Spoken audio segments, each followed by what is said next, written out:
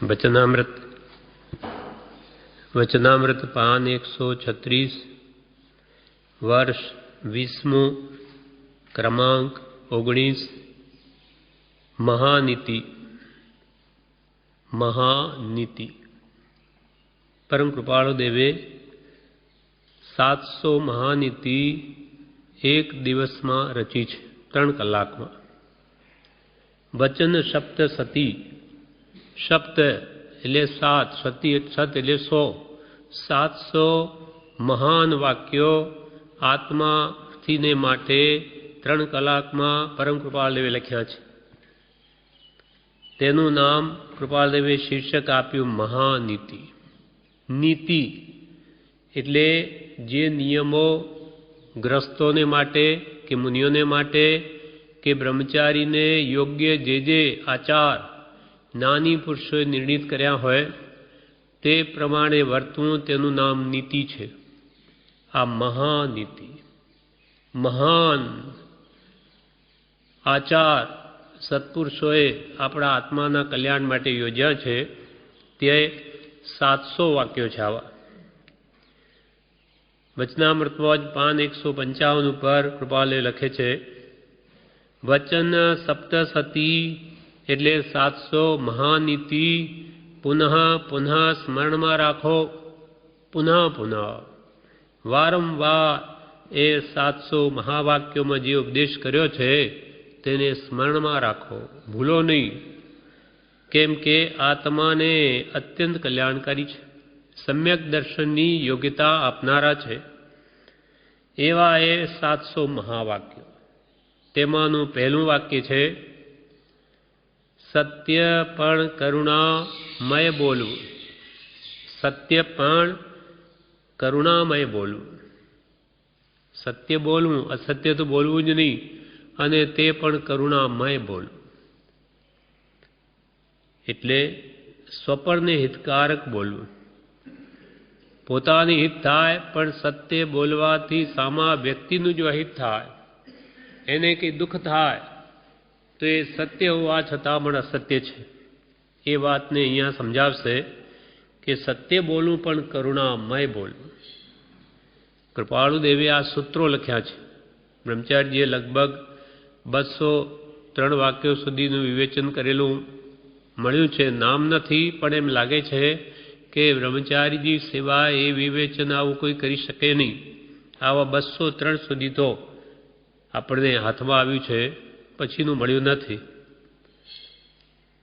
એમ પહેલામાં હવે બ્રહ્મચારી વિવેચનમાં શું કહે છે કે કૃપાળુ દેવે આ સૂત્રો લખ્યા છે।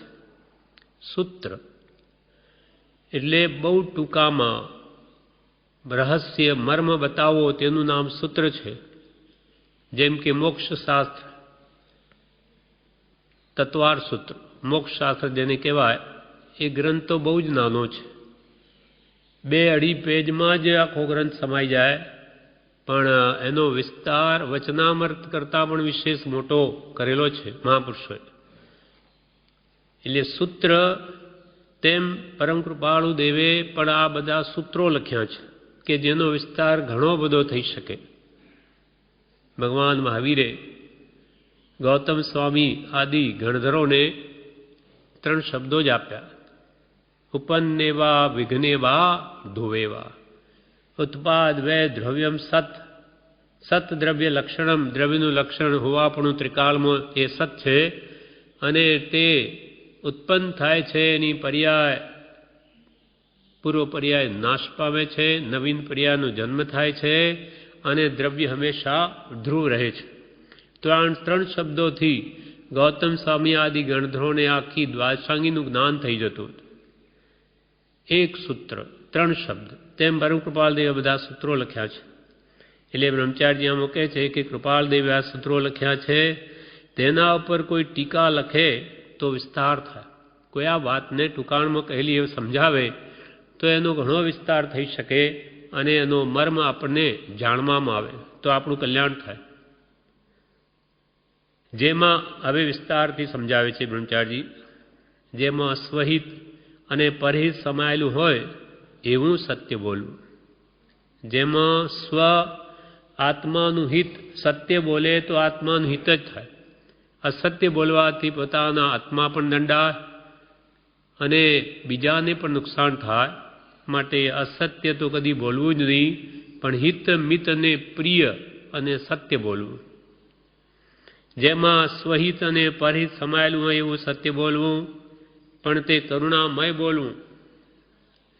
સત્ય બોલવામાં પણ કરુણાનું લક્ષ્ય હોવો જોઈએ. દ્રષ્ટાંતથી સમજાવે છે કે જેમ કોઈ કાણો હોય, કોઈની આંખ ચાલી ગઈ હોય, કોઈ કાણો હોય તેને તું કાણો છે એમ કહેવું તે કરુણામય સત્ય નથી. મેં તો કે સત્ય વાત કરી, એની આંખ ક્યાં છે માટે અને મેં કાણો કહ્યો, તો કે નહીં, એ યોગ્ય નથી. કાણોને કાણો ન કહેવાય, કેમ કે એના મનને દુઃખ થાય છે. જેમ કોઈ કાણો હોય તેને તું કાણો છે એમ કહેવું તે કરુણામય સત્ય નથી. તેમ કહેવાથી તે જીવની પર્યાય દ્રષ્ટિ હોવાથી તેના આત્મામાં દુઃખ થાય, તેની લાગણી દુભાય. કોઈ લંગડો હોય તો એ લંગડા અહીંયા, એ બહેરા એવું ન કહેવાય. આ સજ્જન પુરુષની ભાષા નથી. તેમ કેમ કે દરેકને પોતાનો જીવ વાલો છે ને દેહમાં આત્મબુદ્ધિ છે, પર્યાય દ્રષ્ટિ હોવાથી તેના આત્મામાં દુઃખ થાય કે મને આવું કહ્યું, એની લાગણી દુભાય. માટે કહેવું તો એમ કહેવું કે આ તમારી આંખ સાથી ગઈ અથવા આંખે શું થયું વગેરે કરુણામય સત્ય કહેવું. કોઈ જાણવું હોય એ બાબત તો પણ એને એવું કહેવું કે જેથી દુઃખ ન થાય. અને બીજા દ્રષ્ટાંતની વાત સમજાવે કે વનમાં કોઈ દિશામાં હરણો ગયાની જાણ થઈ હોય, આપણે ત્યાં ઊભા હોઈએ અને આપણી સામે હરણો માનો કે પૂર્વ દિશામાં ગયા, અને ત્યાં કોઈ શિકારી આવી પૂછે કે આ હરણા કઈ દિશામાં ગયા, ત્યાં પોતે સત્ય દિશા બતાવે તો તે અસત્ય છે. કે ભાઈ પૂર્વ દિશામાં ગયા એને જોયું છે, દેખાવે સત્ય લાગે પણ એનું પરિણામ ભયંકર આવે. કેમ કે શિકારી તે દિશામાં જઈ તે બધાને નક્કી મારી નાખે. માટે એ સત્ય નથી. સત્ય હોવા છતાં સત્ય છે. ત્યાં એમ કહી દે ગયા પૂર્વ દિશામાં ને બતાવે પશ્ચિમ દિશા, તો તે સત્ય છે. કારણ કે કર્મનો બંધ તેના આશય ઉપર છે. આપણે દિશા ફેર બતાવવાનું કારણ શું કે એ દિશામાં આ શિકારી એમને મારી નાખશે, એટલે પૂર્વ દિશા નહીં બતાવતા પશ્ચિમ કહીશું તો તે વખતે તે કરુણામય સત્ય થયું. અંતરમાં દયા છે, માટે કૃપાલ કે સત્ય કહેવું પણ તે પણ કરુણામય બોલવું. જેમ એક બીજ વાવ્યું હોય તો તેનો છોડ ઉગે, તેની રક્ષા માટે વાડ કરે. જેમ ખેતરોમાં વાવેલું ભેળાઈ ન જાય, ઢોરો ખાઈ ન જાય, એના માટે વાડ કરવામાં આવે. તેમ અહિંસા રૂપી છોડ ઉછેરવા. અહિંસા પરમો ધર્મ. ભગવાન મહાવીરનો મુખ્ય ઉપદેશ અહિંસા, કોઈને દુઃખ ના આપવું. મન, વચન અને કાયાથી. મનથી પણ કોઈનું બુરું ન ચિંતવવું, કેમ કે એ સામા વ્યક્તિને દુઃખ થાય. આપણા વિશે કોઈ બુરું ચિંતવે અને આપણને જાણ થાય તો આપણને દુઃખ થાય કે મારા બાબત એણે આવા વિચાર કર્યા, અથવા કોઈને આવા શબ્દો પણ ન કહેવા કે જેથી એનું મન ઠેસ પામે, દુભાય. એટલે વચન પણ પ્રિય બોલવું, હિતકારી બોલવું, બીજાને દુઃખ થાય એવું ન કહેવું. મન, વચન અને કાયાથી પણ કોઈને મારવો નહીં. એમ ત્રિવિધે 9 પ્રકારે અહિંસા ધર્મ પાળવાનો ભગવાનનો ઉપદેશ છે. એટલે મનથી કરવું નહીં, કરાવવું નહીં, અનુમોદવું નહીં. વચનથી કરવું નહીં, કરાવવું નહીં, અનુમોદવું નહીં. કાયાથી કરવું નહીં, કરાવવું નહીં, અનુમોદવું નહીં. 9 વિધિ શુદ્ધ ધર્મ પાળવાની ભગવાનની આજ્ઞા છે. તેમ આ અહિંસા રૂપી પરમ ધર્મ જે આત્માનો સ્વભાવ છે એ પ્રગટાવવા માટે જ આ સત્ય, અચૌર્ય, બ્રહ્મચર્ય અને પરિગ્રહ ત્યાગરૂપે 4 વાળો છે. અહિંસારૂપી છોડ છે, એની રક્ષા કરવી છે. એટલે પંચ મહાવ્રતમાં મુખ્ય મહાવ્રત તો અહિંસા છે પહેલું. એની રક્ષાને માટે બાકીના સત્ય, ચૌર્ય, બ્રહ્મચર્ય, પરિગ્રહ, ત્યાગ વ્રતે વગેરે આ 4 વાળ રૂપે છે. કેમ કે દરેકમાં હિંસા છે. સત્ય અસત્ય બોલે, પોતાના આત્માના ભાવ પ્રાણની ઘાત થાય, ગુણોની ઘાત થાય અને બીજાને પણ દુઃખનું કારણ બને માટે જૂઠ બોલવામાં પણ હિંસા છે. પછી ચોરી કરવામાં પણ સામાન્ય દુઃખ થાય. પોતાનો આત્મા તો દુઃખ પામે જ, પણ બીજાને પણ દુઃખ થાય. તેમ અબ્રહ્મચર્ય સેવનથી પણ જીવોની હાનિ થાય. બાહ્ય અબ્રહ્મચર્ય પાળવાથી પણ અનેક 9 લાખ જીવોની હિંસા થાય છે.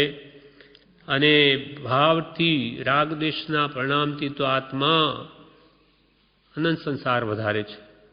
જેવો રાગ તીવ્ર તેટલા જન્મ મરણ વધારે. માટે બ્રહ્મચર્યનું પાલન પણ અહિંસા વ્રતને માટે જ છે. અને પરિગ્રહ ત્યાગ, પરિગ્રહ સંગ્રહમાં પણ ઘણી હિંસા છે આરંભ પરિગ્રહથી. તેથી આત્માને મમતા મૂર્છા થાય છે અને એનાથી ભાવભ્રમણ વધે છે. માટે 4 મહાવ્રત સત્ય, ચૌર્ય, બ્રહ્મચર્ય, પરિગ્રહ એ પણ અહિંસા મહાવ્રતના પોષણ માટે જ છે. માટે સત્ય બોલવું એટલે કે કરુણામય સત્ય બોલવું. સંકિતના 5 લક્ષણો કૃપાલદેવે લખ્યા છે. સમ, સંવેગ, નિર્વેદ, આસ્થા, અનુકંપા. સમ એટલે કશાયનું સમાઈ જવું તે સમ. સંવેગ એટલે મોક્ષ સિવાય બીજી કોઈ ઈચ્છા નહીં તે સંવેગ. નિર્વેદ એટલે વૈરાગ્ય. આસ્થા એટલે શ્રદ્ધા. અને 5મું છે અનુકંપા એટલે કરુણાભાવ, દયાભાવ. સર્વ જીવો પ્રત્યે આપણો દયાભાવ રહેવો જોઈએ. દયા ધર્મ કો મૂલ હૈ, પાપ મૂળ અભિમાન, તુલસી દયા ન છોડીએ જબ લગ ઘટ में પ્રાણ. ભગવાન મહાવીરનો તો મુખ્ય ઉપદેશ કૃપાલદેવે સર્વમાન્ય ધર્મ મોક્ષમાળામાં કહ્યું. ભાક્યું ભાષણ માં ભગવાન, ધર્મ ન બીજો દયા સમાન. ભાક્યું ભાષણ માં ભગવાન, ધર્મ ન બીજો દયા સમાન. આગળ પણ કહે છે દયા દયા નિર્મળ અવિરોધ. દયા દયા દયા. કૃપાલ કે જ્યાં દયા નથી ત્યાં ધર્મ નથી. દયા એ ધર્મનું મૂળ છે. એમ અહીંયા એ જ કહેવું છે કે સત્ય પણ કરુણામય બોલવું. અનુકંપા એટલે દયા, કરુણા. સંકિત પ્રગટાવવા, પોતાના આત્માની પણ કરુણા રાખી સત્ય બોલવું. ઘણીવાર આ જીવ પરજીવની રક્ષામાં ધર્મ માની લે. એ ધર્મ જ છે, પાપ નથી, ધર્મનું કારણ છે. પણ ખરો ધર્મ સ્વ આત્માની રક્ષા, એની દયા ખાવી, એ સ્વદયા. પરદયા છે તે પણ સ્વ આત્માને બંધનથી છોડાવવા માટે છે, કર્મબંધનથી રક્ષા કરવા માટે. તો સંકિત પ્રગટાવવા અહીંયા વિવેચનમાં કહે છે પોતાના આત્માની પણ કરુણા રાખી સત્ય બોલવું. શા માટે સત્ય બોલવું? કે જેથી મારો આત્મા દંડાય નહીં. અસત્ય ભાષણથી, અનેક સંકલ્પ વિકલ્પથી મારો આત્મા બંધાય નહીં. એના માટે મારા આત્માની દયા ખાઉં છું, તેથી મારે સત્ય બોલવું જરૂરી છે. જેમ કે જેટલા ક્રોધાદિ કશાય પોતે ન કરે પણ સમાવે તેટલો સમ. પોતાના આત્માની દયા ખાય તે જીવ ક્રોધ ન કરે, માન ન કરે, માયા ન કરે, લોભ ન કરે. કેમ કે આ બધા કશાયો ભાવોથી મારો આત્મા દંડાય છે. ક્રોધ વખતે બીજાને તો દુઃખ થશે કે નહીં, પણ હું તો તત્ક્ષણ દુઃખી થઈ જાઉં છું. હું પહેલાં બળું છું. સામો વ્યક્તિ શાંત હોય તો એને અસર ન પણ થાય, પણ મારા ક્રોધાથી હું તો સળગી ઉઠું છું. માટે મારા આત્માને દુઃખ ન થાય એના માટે ક્રોધ નહીં કરું. જેટલા જેટલા ક્રોધાદી, ક્રોધમાન મ્યાલોભાદી કશાય પોતે ન કરે પણ એને શમાવે તેટલો સમગુણ પ્રગટ્યો. અને જેટલી અહિંસા કે અનુકંપા, કરુણા રાખી તેટલી પોતાના આત્માની દયા ખાધી ગણાય. આ બધા કશાય ભાવોથી આપણા આત્માને દંડિત ન કરીએ તો આપણે આત્માની દયા જ ખાધી. એને કેટલાય દુઃખથી બચાવ્યો, માટે કરુણા રાખી તેટલી પોતાના આત્માની દયા ખાધી ગણાય. એમ વિચારે કે ક્રોધાદિથી કર્મબંધાત તો મારો આત્મા રીબાત, આ ભાવમાં પણ દુઃખી થાય અને એનું હજુ આનુષાંગિક ફળ તો હજુ આગળ આવે. અનેક ભાવ સુધી એ ક્રોધ એને અનેક દુર્ગતિમાં લઈ જઈ ત્યાં પણ એ જ કરાવે. માટે એ ભાવોને છોડો એમ કે છે. ક્રોધાદિથી કર્મબંધાત તો મારો આત્મા રીબાત, કારણ કે આત્માના સ્વભાવને ભૂલવો તે ભાવ મરણ છે. દ્રવ્ય મરણ તો એક જ વાર થાય, પણ આ ભાવ મરણ તો પ્રતિક સમયે થાય છે. એ જ્યાં બ્રહ્મચારીજી કૃપાલજીનું વાક્ય ટાંક્યું, ક્ષણ ક્ષણ ભયંકર ભાવ મરણે કાય હો રાચી રહો. ક્ષણ ક્ષણ ભયંકર ભાવ મરણે કાય હો રાચી રહો. ક્ષણ ક્ષણ ભયંકર ભાવ મરણ, પ્રતિ સમયે આપણો આત્મા રાગ દ્વેષાદિ ભાવમાં પરિણમી કર્મ જ બાંધ્યા કરે છે. તો જ્ઞાની કે તું તારા આત્માની દયા ખા, એને એ બહુ દુઃખી થશે એના પરિણામમાં, માટે તારા આત્માની પ્રથમ કરુણા કર, એના પર દયા ખા. ક્રોધાદિ થાય ત્યારે આત્માનું મહાત્મ્ય ભૂલી જવાય છે અને દેહ તે હું એમ પરનું મહાત્મ્ય જીવને થઈ જાય છે. ક્રોધાદિ ક્યારે કરે? આણે મારે એમ કહી દીધું, મને કેમ ગાળ આપી, એમ દેહ ભાવ આગળ આવી ગયો કે દેહ તે હું, એણે મને જોઈને, મને એટલે મારા શરીરને જોઈ મને ગાળ દીધી, મને આમ કહી દીધું. જ્યારે જ્ઞાની પુરુષો વિચારે છે કે મને જોતો જ નથી, મને શું ગાળ દે, હું આત્મા છું, મારા આત્મ સ્વરૂપને સામો વ્યક્તિ જોઈ નથી શકતો અને દેહને કહે દેહ મારો નથી. એમ ક્રોધાદિ થાય ત્યારે તે આત્માનું મહાત્મ્ય ભૂલી જવાય છે. તે વખતે આત્મભાવ જાગૃત નથી, માટે એને ક્રોધ થાય છે. અને દેહ તે હું એમ પરનું મહાત્મ્ય જીવને થઈ જાય છે. દેહ તે જ હું, માટે એને આ ક્રોધાદિ કશાય ભાવ ઉત્પન્ન થાય. તે વખતે એમ વિચારવું કે ક્રોધાદિ તે પર વસ્તુ છે, તે મારો સ્વભાવ નથી. ક્રોધ, માન, માયા, લોભાદિ એ સર્વ કશાય ભાવો જીવને દુઃખી જ કરે, એ મારા આત્માનો સ્વભાવ નથી. સ્વભાવ હોય તો કદી જાય નહીં. જેમ પાણીનો સ્વભાવ શીતળતા છે, તો જ્યાં સુધી પાણીનું અસ્તિત્વ હોય ત્યાં સુધી એનો શીતળતા ગુણ ન જાય. ભલે એને અગ્નિ પર મૂકી દો, એકદમ અગ્નિ જેવું થઈ જશે, પણ એને ચૂલા પરથી લઈ લો કે પાછો એના સ્વભાવમાં આવી જાય. એમ ક્રોધાદિ કરવાનો જ આત્માનો સ્વભાવ હોય તો નિરંતર ક્રોધ થયા કરવો જોઈએ, પણ થતો નથી. કેમ કે એનો સ્વભાવ નથી. એટલે ક્રોધાદિ થાય ત્યારે આત્માનું મહાત્મ્ય ભૂલી જવાય છે અને દેહ તે હું એમ પરનું મહાત્મ્ય જીવને થઈ જાય છે. તે વખતે એમ વિચારવું કે ક્રોધાદિ તે પર વસ્તુ છે, તે મારો સ્વભાવ નથી. હું તો માત્ર તેનો જાણનાર, જ્ઞાતા દ્રષ્ટા રૂપે છું. નાનું કે આ ભાવ કેળવો. મારો ધર્મ શું, મારો સ્વભાવ શું? જાણવું, દેખવું, જ્ઞાતા દ્રષ્ટા. જુઓ, જાણો, એમાં કોઈ દોષ નથી. સિદ્ધ ભગવાન આખા વિશ્વના બધા દ્રવ્યોને જાણે છે, જુએ છે, પણ એમને કોઈ પ્રત્યે રાગવેશ ભાવ નથી, સારા ખોટાનો ભાવ નથી, માટે એમને બંધન નથી. જ્યારે તમે પણ આત્મા છો, સર્વજીવ છે સિદ્ધ સમ, તમે પણ જુઓ, જાણો, જ્ઞાતા દ્રષ્ટા રૂપે રહો, એમાં કોઈ બાદ નથી. પણ એમાં રાગદ્વેષ કરોમાં, જ્યાં જ્યાં રાગ ત્યાં ત્યાં બંધ, અને જ્યાં રાગ ત્યાં દ્વેષ તો છે જ. જેના પ્રત્યે આપણને રાગ છે તો જ્યારે એમાં કંઈ પણ બાધા આવે કે તરત જ બીજા પ્રત્યે દ્વેષ ભાવ ઉત્પન્ન થઈ જાય.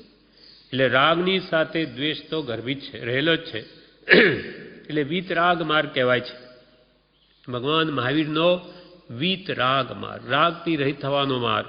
એમ નહીં કહ્યું કે રાગ દ્વેષ રહિત માર્ગ, કેમ કે જ્યાં રાગ છે ત્યાં દ્વેષ તો છે જ, અને જ્યાં રાગ ગયો કે દ્વેષ તો આપોઆપ નીકળી જાય છે. એટલે અહીંયા કહ્યું કે તે વખતે વિચારવું કે ક્રોધાદિ તે પર વસ્તુ છે, તે મારો સ્વભાવ નથી. હું તો માત્ર જ્ઞાતા દ્રષ્ટા રૂપે છું. જે કર્મના ઉદય આવે દરેક જીવ જગત જીવ હૈ કર્માધીના અચરીજ કછું ન લીના, આપ સ્વભાવમાં રે અબદો સદા મગન મન રહેના. જ્ઞાતા દ્રષ્ટા રહો. શુભનો પણ ઉદય આવશે, શાતાવેદની પણ આવશે, અને અશુભનો પણ ઉદય આવશે.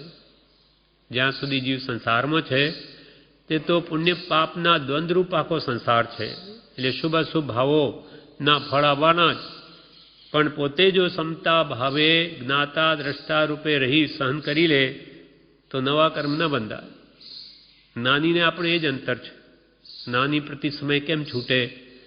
કર્મોદય જ્ઞાનીને પણ છે, આપણને પણ છે, પણ એ કોઈ એમાં રાગ દ્વેષ મમત્વ ભાવ કરતા જ નથી.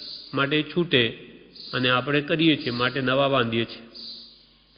એટલે અહીંયા કહે છે બ્રહ્મચારી વિવેચનમાં કે હું તો માત્ર જ્ઞાતા દ્રષ્ટા રૂપે છું, એમ તટસ્થ રહે તો કશાય ન થાય, તો કશાય ભાવ જ ન થાય. એમ આત્મામાં રહે તો આત્માને હિંસાથી બચાવી તેની દયા ખાધી ગણાય. એમાં કહ્યું કે સત્ય પણ કરુણામય બોલવું એટલે પોતાના આત્માની દયા ખાવી. પર દયા તો છે, જે સ્વ આત્માની દયા ખાય એ કોઈ દિવસ બીજા જીવને હણે નહીં અથવા દુઃખ આપે નહીં. સ્વદયામાં પરદયા ગર્ભિત છે, પણ પરદયા જ રહે અને સ્વને ભૂલી જાય તે પુણ્ય બાંધે પણ આત્મકલ્યાણ ન થાય. એટલે કહ્યું એમ આત્મામાં રહે તો આત્માને હિંસાથી બચાવી તેની દયા ખાધી ગણાય. મારો આત્મા કોઈ રીતે પણ ક્રોધાદિ કશાય ભાવોથી બંધાય નહીં. કૃપાલથી કલ્યાણ શું કે કશાય ઘટે તે કલ્યાણ.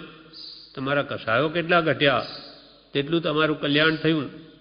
બાકી ઘણું બધું જાણે પણ ક્રોધાદિ કામ ભાવ રાગ ભાવ દ્વેષ ભાવને ન ઘટાડે તો એનું કલ્યાણ ન થાય. આવું તો અનંતવાર વિદ્યાભ્યાસ કર્યો પણ એ ભાવો ન કાઢ્યા અંતરથી, તેથી કલ્યાણ નથી થયું. અહીંયા ફરી કહે છે બ્રહ્મચારી કૃપાલદેવનું દ્રષ્ટાંત કહે છે કે આત્મસિદ્ધિમાં કૃપાલદેવે એમ લખ્યું, કોઈ ક્રિયા જડ થઈ રહ્યા શુષ્ક જ્ઞાનમાં, કોઈ માને માર્ગ મોક્ષનો કરુણા ઉપજે જોઈ. શ્રીમદ રાજચંદ. આખી આત્મસિદ્ધિ કરુણામય સત્યનું દ્રષ્ટાંત છે. જીવોની કરુણા ઉપજવાથી પરમ કૃપાળુ દેવે આ સત્ય પ્રકાશ્યું છે. બ્રહ્મચારી આખી આત્મસિદ્ધિ કૃપાળદેવે લખી તે કરુણામય સત્યનું જ દ્રષ્ટાંત છે. ત્યાં કૃપાળુ કહ્યું સત્ય પણ કરુણામય બોલવું, તો આખી આત્મસિદ્ધિ કરુણામય સત્યનું આ પ્રત્યક્ષ જ્વાજલવાન દ્રષ્ટાંત છે. કૃપાલદેવે ક્રિયા જળની પણ દયા આવી. કેટલી બધી ક્રિયાઓ કરે, રાત દાડો ધર્મના નામે પુરુષાર્થ કરે, પણ આત્માર્થનો લક્ષ્ય જ નથી. કોઈ ક્રિયા જડ થઈ રહ્યા અને કોઈ જ્ઞાનમાં કોઈ મોટી મોટી જ્ઞાનની વાતો કરે પણ પોતાના જીવનમાં સદાચાર નહીં ઠેકાણાની. માને માર્ગ મોક્ષનો, પાછું માને કે અમે મોક્ષ માર્ગમાં છીએ તો કરુણા ઉપજે. કૃપાલ એમને તો દયા આવે છે કે આટલો બધો પુરુષાર્થ કરવા છતાં મુક્તિ મેળવી નથી શકતા, કેમ કે માર્ગ સાચો નથી. જ્ઞાન ક્રિયાભ્યામ મોક્ષ, સમ્યક જ્ઞાનપૂર્વકની સમજણ સહિતની ક્રિયા હોવી જોઈએ. આખી આત્મસિદ્ધિ કરુણામય સત્યનું દ્રષ્ટાંત છે. જીવોની કરુણા ઉપજવાથી પરમ કૃપાળુ દેવે આ સત્ય પ્રકાશ્યું છે. સત્ય પ્રકાશ્યું આત્મસિદ્ધિમાં કે પ્રથમ પદ આત્મા છે, આ સત્ય વાત છે. બીજું પદ આત્મા નિત્ય છે, ત્રણેય કાળ નિત્ય છે, કોઈ કાળે આત્માનો નાશ નથી, આ સત્ય પ્રકાશ. ત્રીજું પદ આત્મા કર્મનો કરતા છે, પોતે જ કરે, ઈશ્વર નથી કરતા, કરતા ઈશ્વર કોઈ નહીં, ઈશ્વર તો શુદ્ધ સ્વભાવ અથવા પ્રેરક તે ગણે ઈશ્વર દોષ પ્રભાવ, પોતે જ પોતાના કર્મનો કરતા, કરતા બને માટે ભોગતા પણ પોતે જ એના ફળ પણ આવે જ, આ સત્ય પ્રકાશ છે. પાંચું પદ મોક્ષ છે, સર્વ કર્મોથી મુક્તિ મેળવી શકાય અને મુક્તિ મેળવવાના ઉપાય પણ જ્ઞાન દર્શન સંયમાદિ ઉપાય છે. એમાં કૃપાળુ દેવે આત્મસિદ્ધિમાં પરમ સત્ય પ્રકાશ્યું છે. કેવી? શાના માટે? જીવોની કરુણા આવવાથી, કે કોઈ ક્રિયા જળ, કોઈ સુષ્નાની, એ બધા મૂળ વાસ્તવિક તત્વને સમજે અને સમજીને પછી આત્માર્થના લક્ષ્ય ક્રિયા કરે, તેના માટે આખી આત્મસિદ્ધિ ઉપદેશી. એટલે એટલો બધો વિસ્તાર બ્રહ્મચારીજીએ આ એક વાક્યમાં કર્યો કે સત્ય પણ કરુણામય બોલવું, સત્ય બોલવું પણ પરની દયા અને સ્વ આત્માની દયા જેમાં ગર્ભિત હોય એવું સત્ય બોલવું. હવે બીજું વાક્ય છે, આવા કુલ 700 વાક્યો છે. બીજા વાક્યમાં કે છે, કૃપાલદેવે એક જ લીટી લખી, નિર્દોષ સ્થિતિ રાખવી. નિર્દોષ સ્થિતિ રાખવી. નિર્દોષ વિષય ને કશા એ દોષ છે. કામ, ક્રોધ, માન, માયા, લોભ, ઈર્ષા, દ્વેષ આદિ આ બધા દોષ છે. અને દયા, શાંતિ, સમતા, ક્ષમા, સત્ય, ત્યાગ, વૈરાગ્ય આદિ આ બધા ગુણ છે. એ ગુણો આવે તો દોષો જાય અને નિર્દોષ સ્થિતિ આવે. એટલે નિર્દોષ સ્થિતિ રાખવી. કૃપાલદેવે એક વાક્ય લખ્યું છે પુષ્પમાળામાં, વર્તનમાં બાળક થાઓ, વર્તનમાં બાળક થાઓ, સત્યમાં યુવાન થાઓ અને જ્ઞાનમાં વૃદ્ધ થાઓ. વર્તન બાળક જેવું નિર્દોષ રાખો. બાળક બધાને કેમ પ્રિય લાગે? કે એનું માનસ પવિત્ર છે, નિર્દોષ છે, માયા, કપટ, કામ, ક્રોધ આદિ ભાવો નહીં હોવાથી બાળક નિર્દોષતાને લઈને બધાને પ્રિય લાગે.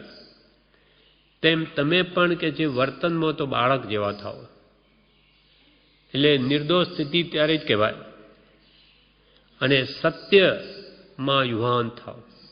ભગવંતે જે સત્ય કહ્યું તેને આચરવામાં યુવાન જેવા બળવાન થાઓ અને જ્ઞાનમાં વૃદ્ધ જેવા થાઓ.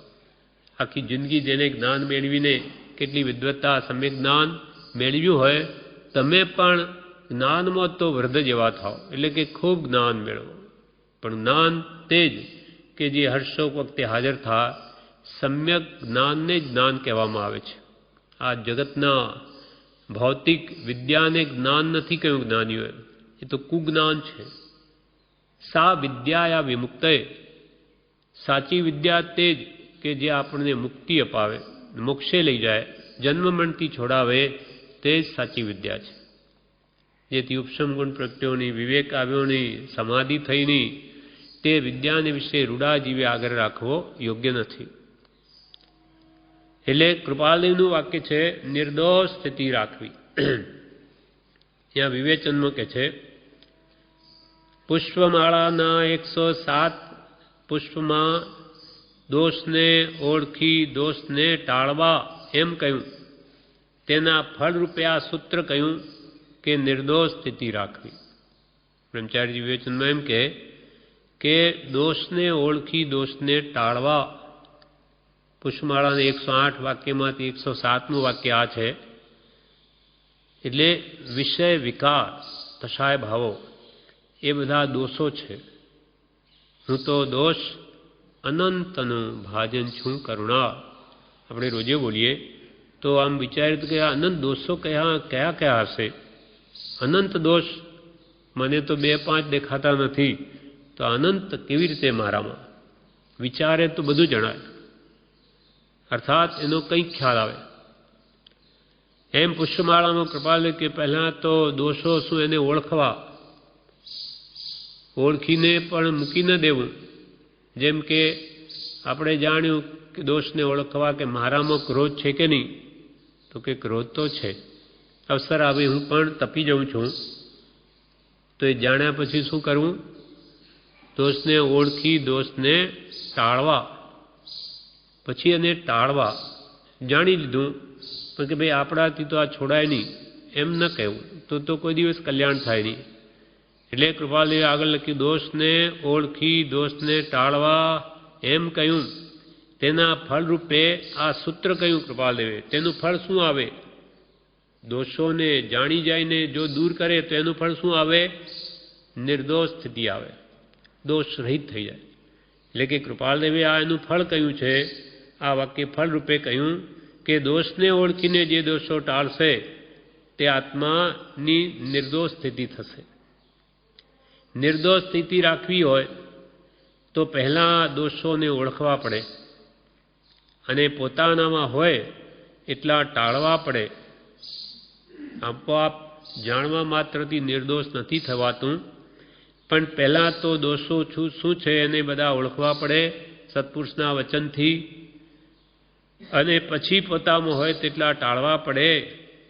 અને દોષ ટાળવાનો ક્રમ હાથ ધર્યો હોય તો તેનું ફળ નિર્દોષ સ્થિતિ આવે. એક એક દોષ જે ધ્યાનમાં આવે તેને ટાળતો જ જાય તો એક વખત એવો આવે કે નિર્દોષ બની જાય.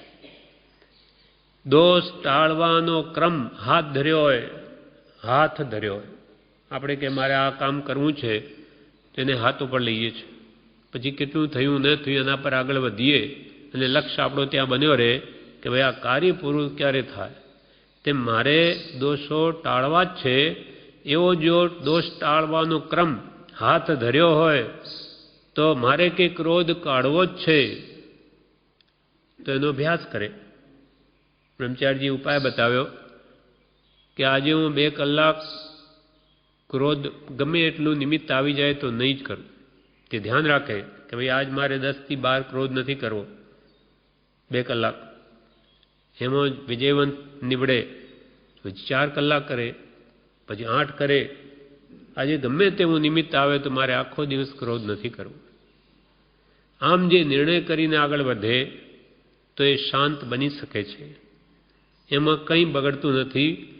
કોઈ પણ કાર્ય ધડુકીને કહીએ અને શાંતિથી કહીએ, કાર્ય તો ઉડતું શાંતિથી વિશેષ થશે. બેલેન્સ ઓફ માઇન્ડ એટલે મનની સ્થિતિ જો વિચલિત થઈ ગઈ તો કાર્ય બગડી જશે. પણ શાંત ભાવે કોઈ પણ કાર્યને સમજાવીએ તો વધારે સારું થાય. એમ પોતે નિર્ણય કરે તો બધું થઈ શકે. નહીં થઈ શકતો તો કોઈ જ્ઞાની કે ભગવાન તીર્થંકર થઈ ન શકે. પણ આ જીવ એ ક્રમ હાથ જ ધરતો નથી. મુખ્ય અંતરાય હોય તો તે જીવનો અનિશ્ચય છે. મારે આ કરવું જ છે તો બધું જ કરે છે. મારે પૈસા કમાવા જ છે તો એક નહીં તો બીજો ત્રીજો ગમે તે વેપાર કરીને કે નોકરી કરીને પણ મેળવશે. એમ નિશ્ચય થવો જોઈએ કે મારે દોષ ટાળવાનો ક્રમ હાથ લેવો જ છે તો તેનું ફળ નિર્દોષ સ્થિતિ આવે. કર્મોને લઈને અનંત દોષો છે. આપણા આત્મામાં અનંત દોષોનું કારણ શું? કર્મો. કર્મ એટલે કામો જે આપણે અજ્ઞાન અવસ્થામાં પહેલાં કર્યા તેને આ ભમો કર્મ કહેવામાં આવે છે. કર્મોને લઈને એટલે ખરાબ કામોને લઈને આ કર્મ બન્યા, શુભ કે અશુભ. શુભ એ સારા કામોના ફળ છે, અશુભ એ ખોટા કામોના ફળ છે. એમ કર્મોને લઈને અનંત દોષો છે. અનંત પ્રકારના કર્મોમાંથી મુખ્ય 8 પ્રકારના કર્મ કયા? કર્મ તો અનંત પ્રકારના, તેમાં બધા 8માં ભગવાને વળી લીધા. તેમાં મોહનીય કર્મ મુખ્ય કહ્યું. 8માં પણ કર્મ તો અનંત પ્રકારના, તેમાં મુખ્ય 8 અને તેમાં મુખ્ય મોહનીય હણાય તે કહું. પાછા કર્મ મોહનીય ભેદ 2. મોહનીય કર્મને પાછા 2 ભેદ. દર્શન ચારિત્ર નામ. દર્શન મોહનીય અને ચારિત્ર મોહનીય. દર્શન મોહનીય એટલે મિથ્યાત્વ, અજ્ઞાન. તેને કહ્યું દર્શન મોહ, જે મહામોહ કહેવામાં આવે છે. તેને બધા પાપનું બાપ મૂળ એ જ છે, મિથ્યાત્વ જ્ઞાન, સ્વરૂપનું અજ્ઞાન, જે સ્વરૂપ સમજ્યા વિના પામ્યો દુઃખ અનંત. એમ તેમાં જેને દોષો ટાળવાનો ઉપાય કરવો છે તેણે મોહનીય કર્મનું સ્વરૂપ સમજવું જોઈએ. આઠેય કર્મ મુખ્ય મોહ છે. મોહનીય કર્મનું એને સ્વરૂપ સમજવું જોઈએ અને તેમાં પહેલો દર્શન મોહ ટાળવો જોઈએ, પહેલાં મિથ્યાત્વ ટાળવું જોઈએ. અને મિથ્યાત્વ ટાળવા માટે પહેલાં સત્પુરુષના બોધની જરૂર છે. મિથ્યાત્વ એટલે વિપરીત માન્યતાઓ, અસતમાં સતની માન્યતા, દેહમાં આત્મબુદ્ધિ કે પર ધનાદિ સ્ત્રી પુત્રાદિમાં મારાપણું, આ બધું મિથ્યાત્વ છે. મિથ્યા એટલે જૂઠું, જૂઠાપણું. શરીર પોતાનું નથી, પોતાનું માને, જૂઠું છે. આ કુટુંબ તારું નથી, પોતાનું માને, આ મિથ્યા છે. આ મિથ્યા ભાવો કાઢવા માટે સત્પુરુષનો બોધ જોઈએ. બોધથી બધી મિથ્યા માન્યતાઓ ટળી જાય છે. એટલે સત્પુરુષના બોધની જરૂર છે. બ્રહ્મચારીજી કહે કે પ્રભુશ્રીજી એમ કહેતા, શ્રવણે નાણે વિજ્ઞાણે, શ્રવણથી જ્ઞાન થાય ને જ્ઞાનથી વિજ્ઞાન થાય છે.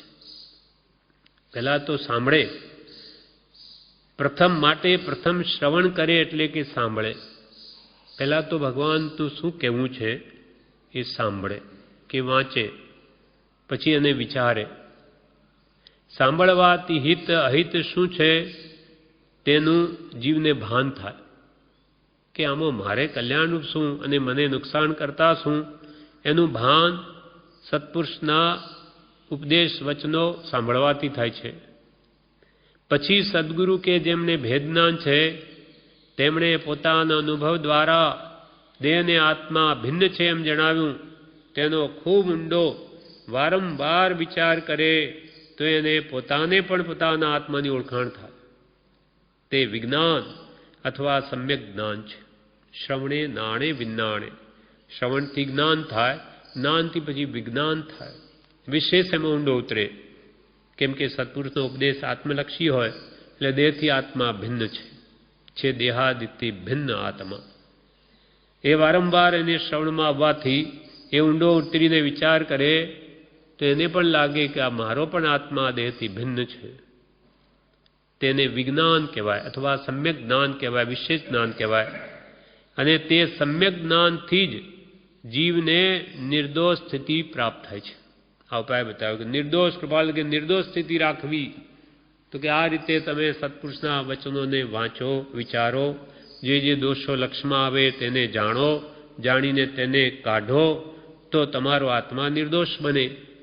અને એના માટે બધાથી કર્મોનું સ્વરૂપ જાણી, કેમ કે કર્મોને લઈને બધા દોષો છે, તો કયા કયા કર્મ કેવી રીતે છે એ કાઢવાનો ઉપાય શું, એ જ્ઞાનીઓ જે બતાવ્યો હોય તે જાણે, જાણ્યા પછી માને અને માન્યા પછી તે પ્રમાણે વર્તે. એનું નામ જ સમ્યક જ્ઞાન દર્શન ચારિત્રાણી મોક્ષ માર્ગ. પહેલાં કારણરૂપ સમ્યક જ્ઞાનથી જાણે કે કેવી રીતે મારો આત્મા બંધાયો, આ સંસારમાં બધા જીવો ક્યાંથી આવ્યા, કોણે મોકલ્યા, ક્યાં જશે, આ બધો ભેદ કેમ, દરેકના મોઢા જુદા કેમ, કાર્ય પદ્ધતિ જુદી કેમ, વિચારો જુદા કેમ, તેનું કારણ જણાશે કે કર્મ જુદા છે બધાના. કર્મ એટલે કાર્યો. તો એ બધું જેમ જેમ જણાય એનો ઉપાય જણાય અને ઊંડાણથી વિચારે તો દેહથી આત્મા ભિન્નનું ભાન થાય અને પર પદાર્થનો મોહ હટી જાય. માટે એ બધાનું કારણ સત્પુરુષનો બોધ છે, સમ્યક જ્ઞાન છે. અને સમ્યક જ્ઞાન વડે જ આત્મામાં નિર્દોષતા આવે છે. બધા દોષો જણાય તો કોઈ પોતાનું ગુરુ કરવા ઈચ્છે નહીં, પછી આપોઆપ દોષ નીકળતા જાય. એટલે વારંવાર સત્પુરુષના બોધનું શ્રવણ અત્યંત આવશ્યક. શ્રવણ કહો, વાંચન કહો, વિચારો તો જ કે છે દોષો જશે. એટલે બીજું વાક્ય કૃપાલદેવે કહ્યું, પહેલું વાક્ય તો કહ્યું કે સત્ય પણ કરુણામય બોલવું, સત્ય બોલવું પણ પોતાના આત્માની ને પરના આત્માની જેમાં દયા હોય એવું બોલવું. બીજું વાક્ય નિર્દોષ સ્થિતિ રાખે, બાળક જેવા નિર્દોષ મનવાળા થવું. તો એમાં આત્મભાવ સહેજે અસર કરે. દોષિત મન હોય, વિકારી મન હોય, વિકારવાળું, ત્યાં પ્રતિબિંબ પડે નહીં આત્માનું. પાણી સ્વચ્છ હોય તો આપણું મોઢું તેમાં દેખાય, પણ મેલું હોય તો મોઢું ન દેખાય. આરીસો હોય સ્વચ્છ હોય તો આપણું પ્રતિબિંબ એમાં પડે, પણ ચૂનાનું પોતું તેલનો હાથ વાગી ગયો તો મોઢું દેખાય નહીં. એમ આત્માની સ્વસ્થતા, પવિત્રતા, નિર્મળતા એના માટે દોષો કાઢવા જરૂરી છે. જે જીવ દોષો કાઢે, જ્ઞાનીઓ કાઢ્યા માટે એ નિર્દોષ પવિત્ર બની ગયા. એવો જ આત્મા સર્વનો છે, પણ જે આવા પુરુષાર્થ કરશે તે જ પોતાની પવિત્રતાને બહાર લાવશે. અને એકવાર પવિત્ર થઈ ગયો કે પછી કોઈ કાળે એને આ દોષો, વિકારો મૂંઝવે જ નહીં. એવો અદ્ભુત લાભ આ વિતરાગ માર્ગના આરાધનથી થાય છે. માટે બીજું વાક્ય નિર્દોષ સ્થિતિ રાખવી. ન રખાય તો એના માટેનો પ્રયત્ન કરવો, તે દશા જરૂર પ્રાપ્ત થશે. હવે ત્રીજું વાક્ય જે છે કે વૈરાગી હૃદય રાખવું, હૃદયને વૈરાગ્યવાળું રાખવું. વાક્ય એટલું જ છે, એનો વિસ્તાર બ્રહ્મચારી કરે છે, જે આપણે આવતીકાલે કરીશું.